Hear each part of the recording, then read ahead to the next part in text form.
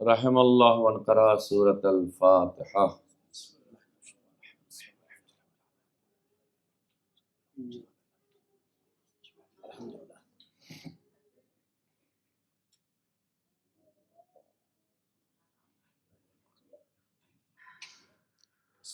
لا حول ولا قوة الا باللہ العلی العظیم۔ اعوذ باللہ من الشیطان اللعین الرجیم۔ بسم اللہ الرحمن الرحیم۔ الحمد للہ رب العالمین، الصلاة والسلام علی اشرف الانبیاء والمرسلین، سیدنا و نبینا و شفیع ذنوبنا و طبیب قلوبنا و مزکی نفوسنا مولانا و مقتدانا ابی القاسم المصطفیٰ محمد اللہم صلی علی محمد وآل محمد وعلى آلہ الطیبین الطاہرین المعصومین المظلومین الذین اذهب اللہ عنہم الرجس وطہرہم تطہیرا۔ اللہم صلی علی محمد وآل محمد ولعنۃ اللہ علی اعدائہم اجمعین من لیلنا الى قیام یوم الدین۔ اما بعد فقد قال مولانا الامام موسیٰ ابن جعفر الکاظم علیہ الصلاۃ والسلام۔ اللہم صلی علی محمد وآل محمد بسم اللہ الرحمن الرحیم۔ وللہ علی الناس حجتین، حجت ظاہرہ و حجت باطنہ۔ صلوات پڑھ دیں محمد۔ اللہم صلی علی محمد وآل محمد۔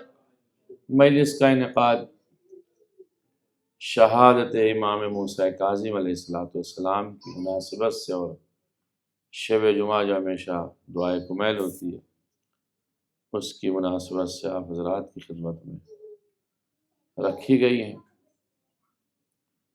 اور اس شب جمعہ کی مناسبت سے آپ حضرات کی خدمت میں بہت سادگی کے ساتھ کچھ باتوں کو پیش کرنا ہے اور عرض کرنا ہے، اور حیات طیبہ امام موسیٰ کاظم علیہ السلام پر گفتگو کرنی ہے۔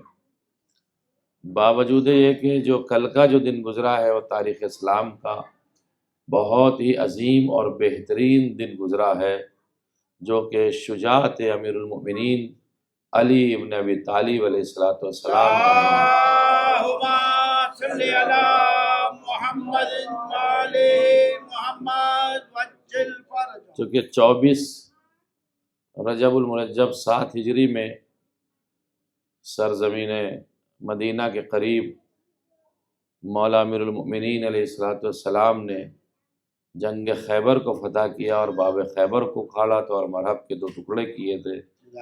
تو شجاعت امیر المؤمنین علیہ السلام کا بھی کل دن تھا، جو کہ بہت ہی آسانی سے نکل گیا، لیکن یہ ہے کہ اگر ہم اس دن کو یوم شجاعت کے عنوان سے منائیں جب بھی کم ہے۔ مولا امیر المؤمنین کا دن اگر ہم یوم شجاعت، کیونکہ جو شجاعت مولا امیر المؤمنین نے خیبر میں دکھائی ہے، اور جہاں سے امیر المؤمنین مشہور ہوئے ہیں کہ کتنا شجاع اور کتنا بہادر انسان ہے، کیونکہ اس سے پہلے اور بھی جنگیں کی ہیں، لیکن جنگ خیبر کی ایک انوکھی اپنی داستان ہے، اور جنگ خیبر کے اپنے واقعات ہیں جو 7 ہجری میں ہوئی تھی۔ اس میں جو ہے مولا امیر المؤمنین کے مقابلے میں وہ شخص آیا تھا جو اپنے آپ پہ یہ فخر کرتا تھا کہ میرا نام مرحب رکھا گیا، سمجھ رہے ہیں؟ اور اس کی خاصیت یہ تھی، اس مرحب کی خاصیت لاغتی کی یہ تھی کہ وہ اس کے سامنے جو ہے وہ 1000 کا لشکر بھی ہوتا تھا تو بڑی آسانی سے وہ لڑتا تھا اور پسپا کر دیتا تھا۔ دوسری خاصیت مرحب کی یہ تھی کہ دونوں ہاتھوں میں نیزہ لے کے جنگ کرتا تھا۔ تیسری خاصیت اس کی یہ تھی کہ سر کے اوپر، سر اس کا اتنا بڑا تھا کہ جو سپر لگائی جاتی جنگوں کے جو گنس ہوتے ہیں اس زمانے میں، تو اب بچے کیا سمجھیں گے، لیکن ماشاءاللہ بزرگ تو سبھی سمجھتے ہیں کہ جو وہ پہنایا جاتا تھا ڈھال سر کے اوپر، وہ ڈھال نہیں پہنتا تھا، بڑا سر تھا، تو وہ ایک باقاعدہ پتھر کا ٹکڑا رکھتا تھا اپنے سر کے اوپر، اس کے لیے ملتا ہے، اور علماء نے جو ہے وہ تاریخوں میں لکھا ہوا ہے۔ اب اندازہ لگائیے، چلیے کم سے کم یہ 3 چیزیں آپ اس کی مان لیجئے۔ پہلی یہ ہے کہ وہ کم سے کم 1000 سپاہی سامنے ہو، دوسرا یہ کہ دونوں نیزوں سے لڑتا تھا، تیسرا یہ ہے کہ وہ سر پہ پتھر رکھتا تھا، اور کچھ سلاح وغیرہ جو دوسرے ہوتے تھے انہیں نہیں رکھتا تھا اپنی ڈھال بنانے کے لیے۔ آپ ذرا اندازہ لگائیے گا امیر المومنین کی طاقت کا، اللہ اکبر، آپ اس سے اندازہ لگائیے گا کہ امیر المومنین کی طاقت کا، اگر اس کے اندر اور بھی تھی باتیں، اگر یہ 3 خصلتیں اس کے اندر پائی جاتی تھی تو آپ امیر المومنین کی طاقت کا اور ان کی قوت کا، ان کی شجاعت کا اندازہ لگائیے کہ آپ نے جب باب خیبر کو اکھاڑا ہے تو وہ پتھروں کا دروازہ تھا، لکڑی کا نہیں تھا۔ میں کل ایک جگہ پڑھ رہا تھا اس مسئلے کو، تو آپ نے اپنی دونوں انگلیوں کو پتھروں کے دروازے میں اس طرح سے پیوست کیا جیسے موم کے اندر کوئی چیز جا رہی ہے،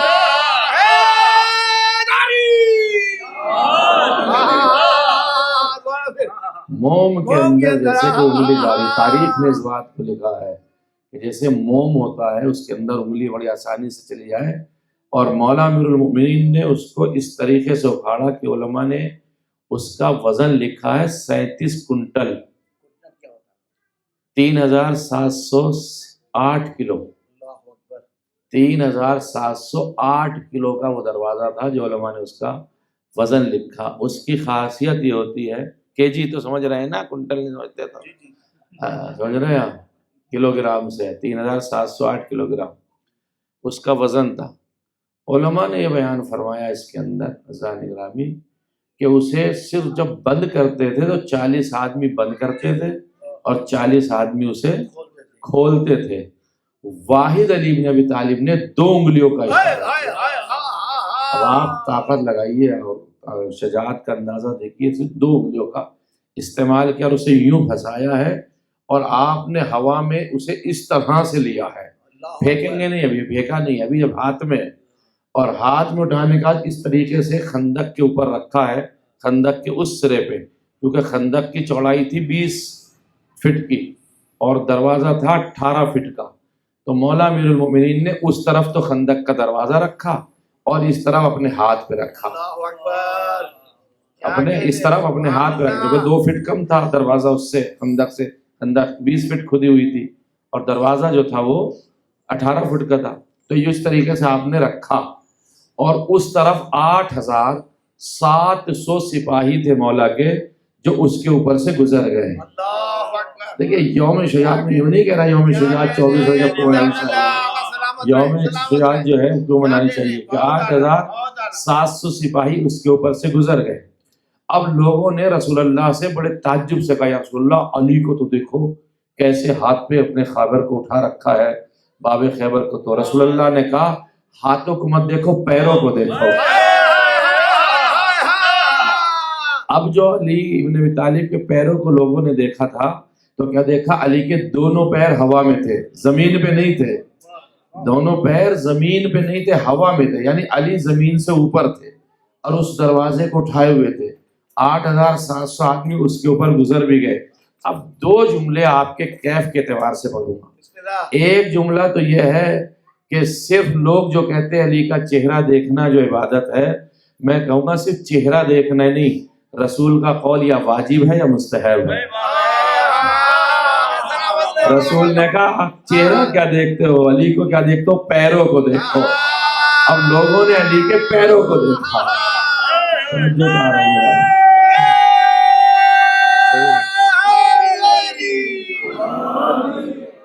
علی ابن طالب کے پیروں کو دیکھا، ایک بات۔ دوسری بات، تاریخ نے اپنے دامن میں جگہ دی اور جملہ لکھا، علی نے اس دروازے کو جو 8700 لوگ وہاں سے گزر گئے تو ہوا میں اس طریقے سے اچھالا کہ اگر 40 آدمی اسے مل کے بھی اٹھاتے تو ان سے اٹھ نہیں سکتا تھا۔ کہتے کہ وہاں سے پھر 40 قدم دور جا کر کے گرا، وہ خیبر کا دروازہ. اسی لیے صفیہ نے ایک روایت بیان کی ہے، وہ کہتی ہے کہ مجھے بلال پکڑ کر لے کر آئے رسول اللہ کے سامنے، بلال، اور اس کے چہرے پہ ایک نشان تھا، یہاں کٹا ہوا تھا، نشان تھا. تو رسول اللہ نے صفیہ سے پوچھا، صفیہ یہ تمہارے چہرے پہ نشان کیسا ہے؟ تو اب صفیہ بیان کرتی ہیں کہ یا رسول اللہ میں کیا بتاؤں، جس وقت علی نے دروازے کو اکھاڑا تھا تو دروازے کے ساتھ ساتھ زمین کو زلزلہ آیا، دیواریں ہلنے لگی، چھت ہلنے لگی، ملائکہ میں کوہرام مچا، اور میں جس تخت پہ بیٹھی تھی وہ اتنی زور سے ہلا کہ میں زمین پہ گر گئی، اور یہ نشان اسی گرنے کا ہے. آپ دیکھیے علی بن ابی طالب علیہ السلام کی شجاعت یہاں پہچانیے، کتنے بڑے، مطلب میں پڑھ اس لیے رہا ہوں کہ کل ہی یہ دن گزرا ہے، لہٰذا میں سمجھتا ہوں کہ حق ادا کرنا چاہیے. کل کی تاریخ کا 24 رجب کی مناسبت جو ہے وہ 7 ہجری کی باب خیبر کی ہے. تو یہ آپ نے شجاعت کا اندازہ لگایا. ہم تو صرف پڑھ کے بیان کر رہے ہیں. ان سے پوچھئے جنہوں نے اکھاڑا ہے، ان سے پوچھئے جنہوں نے ایک ہاتھ سے دروازے کو پھینکا ہے، ان سے پوچھئے جنہوں نے زمین اور آسمان کو ہلایا ہے. کتنی قوت ربانی لے کر کے وہ بندہ پروردگار ہوگا جو سرزمین خیبر پہ باب خیبر کو اکھاڑ رہا ہوگا. سمجھا؟ ابھی میں اس طرف اگر جاؤں گا تو زیادہ وقت ہو جائے گا. بس میں ایک جملہ اور پڑھ دوں. ایک صاحب تھے مسلمانوں کے دوسرے حاکم خلیفہ، وہ کہنے لگے یا علی آپ نے اتنا بھاری دروازہ اکھاڑ کر پھینک دیا، آپ کو وزن نہیں لگا اس میں؟ اچھا انہوں نے کچھ اکھاڑا ہوتا تو پتہ چلتا. انہوں نے اتنا بھاری دروازہ آپ نے اکھاڑ کر پھینک دیا. اب مولا کا جملہ سنیے. واقعی اگر ہم تاریخ میں جائیں اور جب اس تاریخ کو پڑھیں تو جانے قربان ہو جائیں امیر المومنین کی اس فضیلت کے اوپر. اس ایک ہی فضیلت پر ہم زندگی بھر بھی اگر فخر کریں تو کم ہے، باوجود کہ لاکھوں کروڑ اربوں فضیلتیں ہیں امیر المومنین کی. ایک اسی فضیلت پر ہم کیوں، ہم صرف اتنا تو کہہ سکتے ہیں سب کو علی کے مقابلے پہ لاؤ تو صحیح، کسی نے ایک چرپائی تک تو اٹھائی نہیں. سمجھ رہے ہیں؟ امیر المومنین نے اتنا بڑا دروازہ اکھاڑ کر پھینک دیا. تو کہنے لگا آپ کو بھاری نہیں لگا؟ خلیفہ تو کہنے لگا آپ کو بھاری نہیں لگا؟ تو امیر المومنین نے کہا نہیں، یہ جو ڈھال پہنتے ہیں نا اس کا 2-4 کلو ہی وزن ہوتا. تو امیر المومنین کہتے ہیں نہیں مجھے ایسا لگا جیسے ڈھال ہے. ڈھال 2-4 کلو کی ہوتی جو سپر بناتے ہیں جنگوں کے درمیان جو پہنی جاتی ہے. کہا نہیں مجھے ایسا لگا جیسے ڈھال اٹھا کے پھینک رہا ہوں.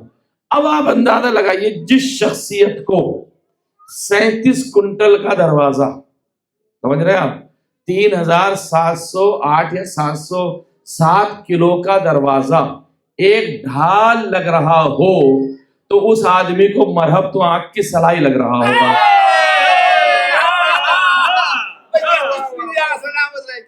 درود پڑھ دیں محمد علیہ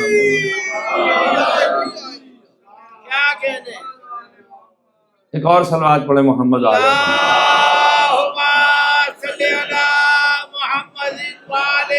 محمد. آپ نے دیکھا، ملاحظہ فرمایا تو مرب کی حیثیت ان کے سامنے کیا تھی، کیا اوقات تھی مرب کی. تھا کیا مرب؟ کچھ بھی تو نہیں تھا، ذرہ تھا. بلکہ میں یہ کہنا بھی اردو کی مجبوری ذرہ تھا، وہ تو ذرہ بھی نہیں تھا علی کے مقابلے. جو قوت ربانی لے کر کے آیا ہو اسے علی کہتے ہیں. اور امیر المؤمنین مولا علی بن ابی طالب علیہ السلام نے خود یہ جملہ ارشاد فرمایا، کہتے ما قلعت بابا خیبر بقوت جسمانیہ، میں نے جسمانی قوت سے اسے نہیں اکھاڑا، بل قلعت بقوت ربانیہ.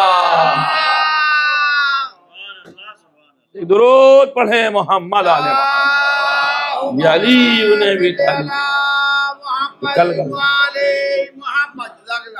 ٹھیک ہے، یہ کل کی مناسبت تھی 24 کی. اب آپ اس سے اندازہ لگائیے امام موسیٰ کاظم علیہ السلام تو کہ اللہم صلی محمد. اب میں اگر یہ بات نہ پڑھوں، چاہے ایک بات ہمیشہ میں کہتا بھی ہوں اور کہتا رہوں گا جب تک مجلس پڑھوں گا، کبھی بھی ایک دن کی مجلس سن کے ایک روایت پہ بھروسہ نہ کیجیے گا، کیونکہ تاریخ میں اختلاف بہت ہے. تو ممکن ہے کہیں پر قبلہ نے ایک روایت پڑھ دی اور دوسری جگہ کوئی دوسری روایت پڑھ دی ہو. میں ایک چھوٹی سی مثال دے دیتا ہوں، بہت ہی واضح ہے. آپ امام رضا علیہ السلام کی جب ولادت کے بارے میں تفتیش کریں گے، تاریخ دیکھیں گے، تو ان کے یہاں دو روایات ملتی ہیں، دو تاریخیں ملتی ہیں۔ ایک تاریخ یہ ملتی ہے کہ امام رضا کی ولادت جو ہے وہ 148 ہجری میں ہوئی ہے۔ امام رضا علیہ السلام کی ولادت 148 ہجری میں ہوئی ہے۔ ایک روایت کے اعتبار سے 152 ہجری میں ہوئی ہے۔ تو اب اگر 4 سال کے فاصلے سے بتایا جاتا، اب اگر 48 سال کے اعتبار سے ہم روایت مانتے ہیں تو امام موسیٰ کاظم کی عمر اس وقت 20 برس کی تھی جب امام رضا کی ولادت ہوئی ہے، کیونکہ امام موسیٰ کاظم کی ولادت ہوئی 128 ہجری میں، 7 صفر المظفر 128 ہجری میں، اور اگر امام رضا کی ولادت ہم مانتے ہیں 152 ہجری میں، تو اس وقت امام موسیٰ کاظم علیہ السلام کی عمر مبارک 24 برس کی ہے۔ یہ اس طرح کا جو میں نے گڑت بٹھایا، یہ میتھ کی بات جو کری ہے، صرف اس لیے یہ جو جوان بچے ہیں میرے سامنے، ان کے ذہنوں میں باتیں بیٹھ جائیں، کب ائمہ کی ولادت ہوئی ہے، کب ان کی شہادت ہے، کم سے کم ہمارے ذہنوں میں باتیں رہنی چاہیے۔ تو 128 ہجری میں امام موسیٰ کاظم کی ولادت ہوئی ہے، سمجھ رہے ہیں؟ 148 ہجری میں بربنائے ایک تاریخ امام جعفر صادق کی شہادت ہوئی ہے۔ تو اب اگر ہم شہادت شوال میں لیتے ہیں امام جعفر صادق علیہ السلام کی، مثال کے طور پر کہ 15 شوال کو یا 25 شوال کو لیتے ہیں، اور امام رضا علیہ السلام کی ذی قعدہ میں ولادت لیتے ہیں 148 ہجری میں، تو اس کا مقصد یہ ہوگا کہ امام جعفر صادق کی شہادت پہلے ہوئی تھی اور امام رضا کی شہادت جو ہے 1-2 مہینے کے بعد میں ہوئی اپنے دادا کے، اور 152 لیتے تو پھر 4 سال کے بعد میں ہوئی ہے۔ تو یہ ایک تاریخ کے پیچ و خم ہے جو تاریخ میں ملتے ہیں، اور جو اہل مطالعہ ہیں وہ اس بات کو جانتے ہیں۔ امام موسیٰ کاظم علیہ السلام کی زندگی کے جو حالات ہیں، دیکھیے آپ نے تقریباً، میں آپ کی خدمت میں پیش کروں کہ 148 ہجری تک، اب 128 سے 148 ہجری لگائیں گے تو کتنے سال ہو جائیں گے؟ 20 برس ہوتے ہیں، سیدھے 20 برس۔ 20 برس تک تو آپ نے زندگی امام موسیٰ کاظم علیہ السلام نے گزاری ہے امام جعفر صادق کے ساتھ میں، یعنی امام اس وقت موجود تھے، چھٹے امام، جب ہمارے 7ویں امام نے زندگی ان کے ساتھ میں گزاری ہے۔ اب وہ جو آپ نے سنا ہوگا اکثر خطبہ سے اور ذاکرین سے کہ ہمارے 7ویں امام جو ہیں وہ 14 برس تک قید خانے میں رہے ہیں، اس کا ریزن یہ ہے، آپ اس سے انداز آئیے، چونکہ امام کو ایک ساتھ قید خانے میں نہیں ڈالا گیا، امام موسیٰ کاظم کو کہ ایک ہی ساتھ قید خانے میں رکھا گیا اور شہادت امام جعفر صادق کے نہیں، ایسا ہوتا تھا، گرفتار کیا جاتا تھا مدینے سے اور انہیں مختلف قید خانوں میں بھیج دیا جاتا تھا۔ جیسے جب امام جعفر صادق علیہ السلام کی شہادت ہوئی ہے تو اس کے بعد امام موسیٰ کاظم کی عمر مبارک 20 برس تھی، تو کہتے ہیں پہلی بار جب آپ کو مدینے سے بلایا گیا تو اس وقت تو آپ 20 برس کے تھے، سمجھا؟ تو 20 برس کا مطلب یہ کہ عمر تو آپ کی 55 برس کی، تو ابھی تو 35 برس آپ کو زندگی گزارنی ہے، یہ تھوڑا سا بور تو نہیں ہو رہے ہیں آپ؟ میں اس رخ میں بھی پڑھ سکتا ہوں جیسے پہلے پڑھ رہا تھا، لیکن میں سوچا ہوں تھوڑی سی باتیں ایسے ہو جائیں، تو 35 سال تو ابھی آپ کو زندگی گزارنی ہے چھٹے امام کے بعد، تو اس کا مقصد یہ ہے کہ اگر 14 سال بھی رہے تو پوری زندگی آپ قید خانے میں، اس کا مقصد نہیں رہے۔ اب انہوں نے جوڑا ہے اس لحاظ سے، جو آپ نے تاریخ میں دیکھا ہوگا، اس اعتبار سے جوڑا کہ 148 ہجری سے اور 183 ہجری تک، یہ تقریباً جو ہے زیادہ وقفہ نہیں ہوتا ہے، اگر آپ جوڑیں گے 50 سے اور 83 سے 22-23 سال کے میرے خیال سے وقت ہوتا۔ اس میں مختلف دور امام علیہ السلام کے زندان میں گزرے ہیں، لیکن امام نے جو آخری عمر کے جو وقت کا گزارا ہے، جو آخری دور امام علیہ السلام نے گزارا ہے، وہ مسلسل 9 برس کا قید خانے میں تھا، اور اس میں آپ نے 4 قید خانے بدلے۔ آپ نے کیا بدلے؟ وہ تو ظالم نے، ہارون رشید ملعون نے بدلوائے ہیں۔ پہلا قید خانہ جو تھا آپ کا وہ تھا بصرے میں آپ کو قید کیا گیا۔ ربیعہ اس بات کو بیان کرتا ہے، وہ دروغ زندان تھا، جو جیلر کہلاتے، دروغ زندان تھا، وہ کہتا ہے کہ مجھے ہارون رشید نے پیغام بھیجا کہ تو شیعوں کے امام کا خاتمہ کر دے، تو ربیعہ کہتا میں نے ہارون رشید کو لکھا میں ایسے آدمی کا خاتمہ کیسے کر دوں کہ جس کو میں ہمیشہ سجدوں میں، رکوع میں، دعاؤں میں، نماز میں دیکھتا ہوں، یعنی جو ہمیشہ اللہ کی عبادت کرتا ہے، اور یہ کام اس سے نہیں ہوگا۔ اچھا، یہ باتیں قمر بھائی کل کی مجلس میں نہیں ہوئی تھی، تو میں نے سوچا یہاں سے تھوڑا سا کیونکہ 2-3 مومنین وہاں تھے، لیکن میں اب ان کی وجہ سے یہ بھی نہیں کہ اوروں کا حق ضائع کروں، لہٰذا مجھے اور وہ باتیں بھی کچھ ریپیٹ کرنی پڑیں گی، مجبوری ہے۔ تو لہٰذا ربیہ نے اس بات کا انکار کیا۔ اب ربیہ کے بعد میں جب ربیہ نے کہا میں نہیں کروں گا، تو امام علیہ الصلوۃ والسلام کو بصرے سے بلایا گیا بغداد۔ وہاں فضل تھا، دروغ زندان جو تھا، جیلر جو تھا، فضل۔ تو فضل جو تھا یہ محب اہل بیت تھا، فضل محب اہل بیت تھا۔ یہ امام سے کہتا تھا مولا اب میں کیا کر سکتا ہوں کہ میرے ہاتھ میں کچھ نہیں، لیکن جتنا ہو سکتا ہے میں آپ کی خدمت کرنے کو تیار ہوں۔ تو مولا نے ایک جملہ کہا، میں اگر یہ جملہ مولا کا پڑھ کے مجلس بھی ختم کر دوں تو بھی میں سمجھتا ہوں شاید حق کے مجلس ادا ہو جائے گا۔ بڑا معنوی جملہ۔ مولا ارشاد فرماتے فضل سے کہتے ہیں اپنے اللہ سے خطاب کرتے ہوئے، مخاطب کرتے ہوئے فضل کو، فضل میں ایک زمانے سے اللہ سے دعا مانگ رہا تھا پالنے والے کوئی ایسی تنہائی کی جگہ دے دے جس سے میں تیری عبادت کر سکوں۔ آپ شاید پہنچے نہیں میری بات، یعنی خود امام یہ چاہتے تھے کہ تنہائی کی جگہ مجھے ایسی مل جائے جہاں صرف میں ہوں اور تیری عبادت ہوتی رہے۔ امام قید خانے سے ڈرے نہیں، امام قید خانے سے بھاگے نہیں، امام قید خانوں سے گھبرائے نہیں ہیں۔ اب اسی میں فضل کی ایک روایت اور پڑھ دوں میں آپ کی خدمت میں، روایات تو بہت ہیں امام موسیٰ کاظم علیہ السلام کی۔ جہاں قید خانہ تھا یہ بغداد میں، قازمین میں جہاں وہ قید خانہ تھا بغداد میں، وہیں پہ ہارون کا قلعہ بھی تھا، قصر جو تھا اس کا وہیں پہ تھا۔ تو یہ کیا کرتا تھا ہارون رشید لعنتی، اس پہ بے شمار لعنت ہو، یہ شام کے وقت اپنے مکان کی چھت پہ جاتا تھا اور مکان کی چھت سے قید خانے میں جو ونڈو کھلی تھی، جو کھڑکی تھی، اس کھڑکی سے باقاعدہ دیکھتا تھا۔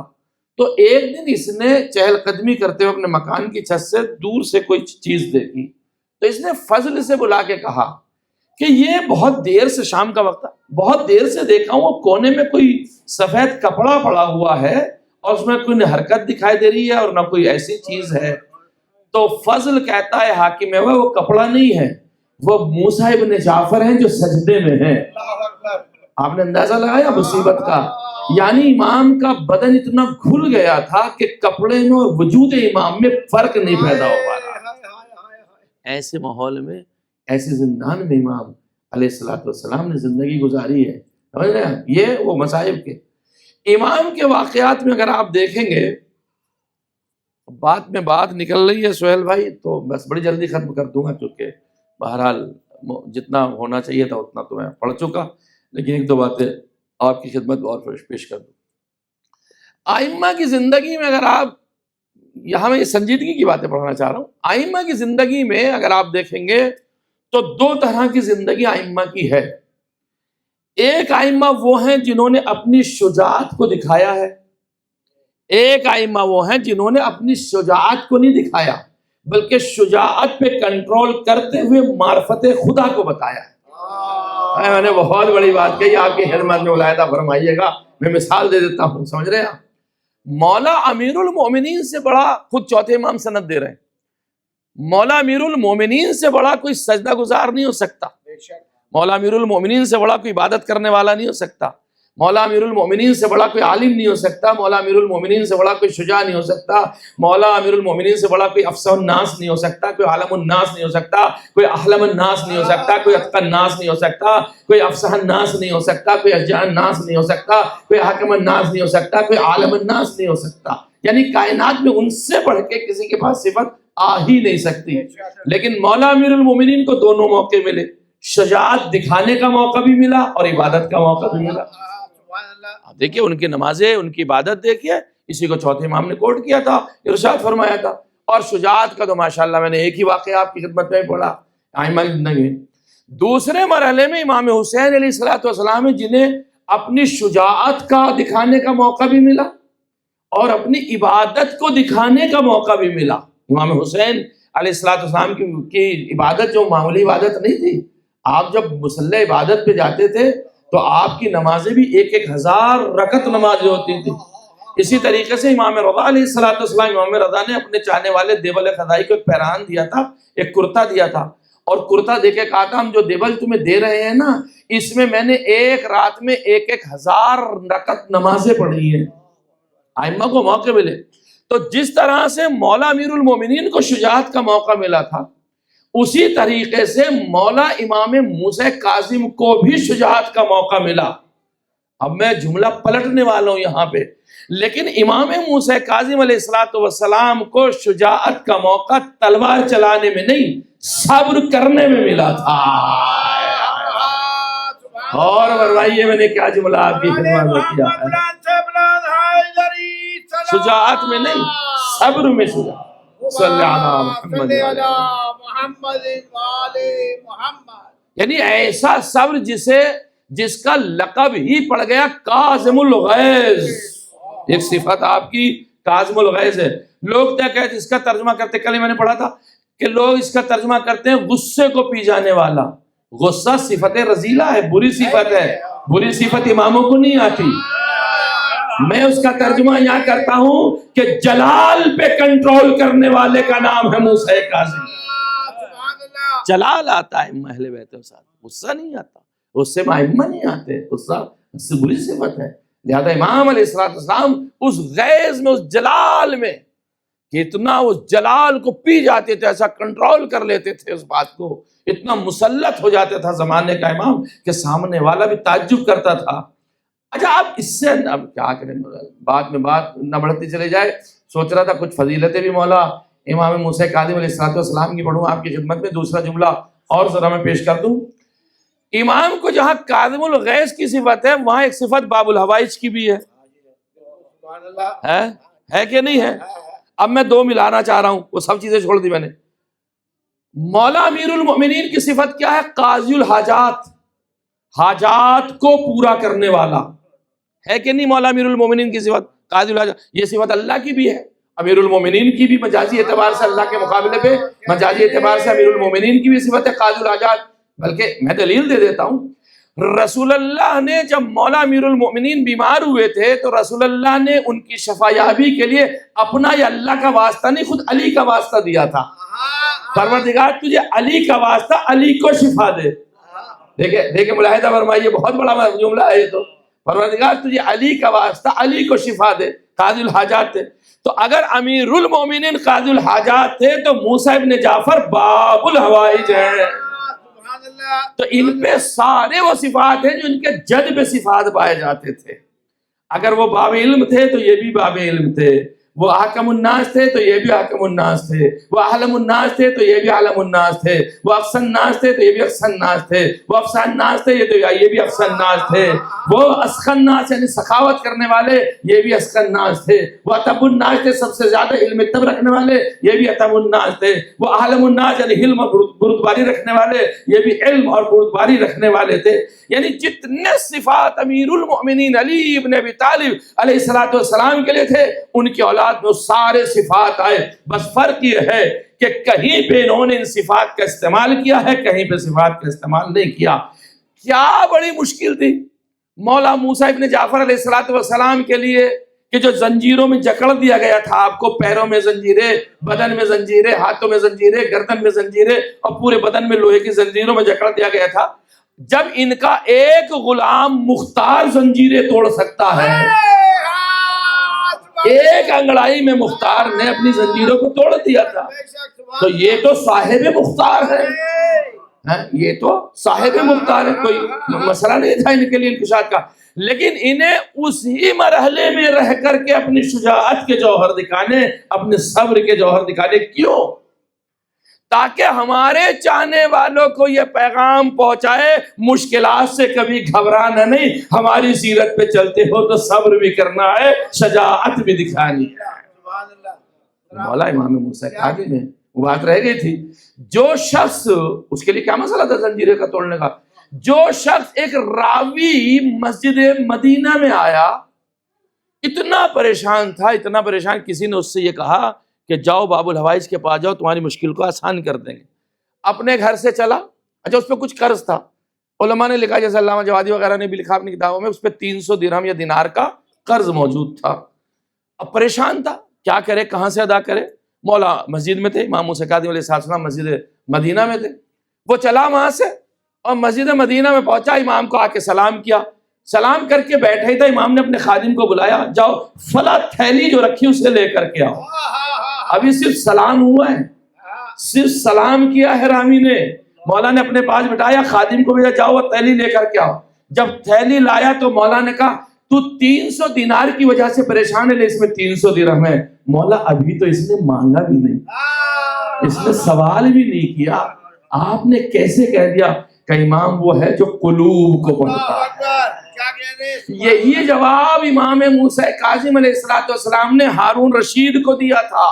ہارون رشید نے کہا آپ اپنے لیے بیعت کرا رہے ہیں لوگوں سے، آپ کو یہ بیعت، ہاں اس کا ہارون رشید کا سوال تھا، آپ چھپ چھپ کے لوگوں سے اپنے لیے بیعت کرا رہے ہیں۔ تو امام علیہ السلام نے کہا مجھے اعلانیہ بیعت لینے کے لیے منع کس نے کیا ہے؟ کس نے منع کیا ہے؟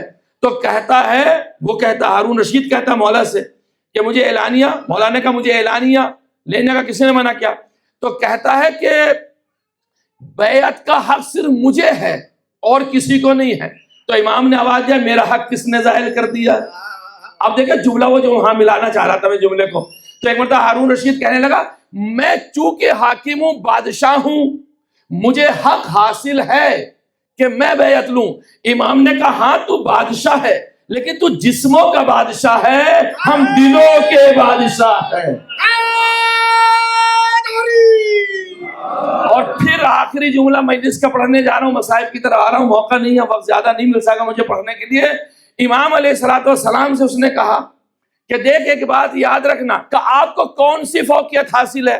ہارون رشید کہتا آپ کو کون سی فوقیت حاصل ہے؟ جملہ پڑھ دوں آپ کے سامنے۔